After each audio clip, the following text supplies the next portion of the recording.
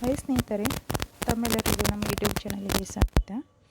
ನಾವು ಇವತ್ತಿನ ದಿನ ಶೈಕ್ಷಣಿಕ ಮನೋವಿಜ್ಞಾನದ ಅತಿ ಪ್ರಮುಖ ಅಧ್ಯಾಯವಾದಂತಹ ಕಲಿಕೆ ಎಂಬ ಅಧ್ಯಾಯದ ಒಂದು ಚಿಕ್ಕ ಉಪಘಟಕವನ್ನು ನೋಡೋಣ.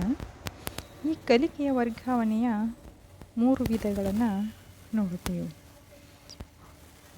ಮೊದಲನೇದು ಧನಾತ್ಮಕ ವರ್ಗಾವಣೆ, ಎರಡನೇದು ಋಣಾತ್ಮಕ ವರ್ಗಾವಣೆ, ನಾಲ್ಕನೇದು ಶೂನ್ಯ ವರ್ಗಾವಣೆ.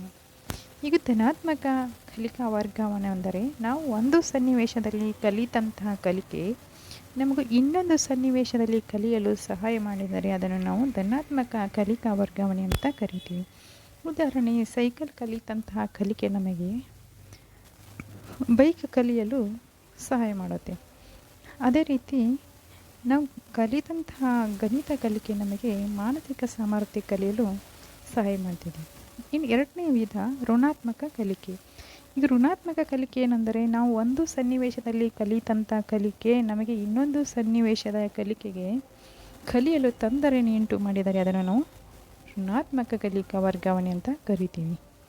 ಈಗ ಋಣಾತ್ಮಕ ಕಲಿಕಾ ವರ್ಗಾವಣೆಗೆ ಉದಾಹರಣೆ ಎಂದರೆ ಹಿಂದಿ ವಿಷಯ ಮಾತನಾಡ್ತಕ್ಕಂಥ ವ್ಯಕ್ತಿಗೆ ತೆಲುಗು ಭಾಷೆಯನ್ನು ಮಾತನಾಡುವಾಗ ತೊಂದರೆ ಉಂಟಾಗ್ತದೆ.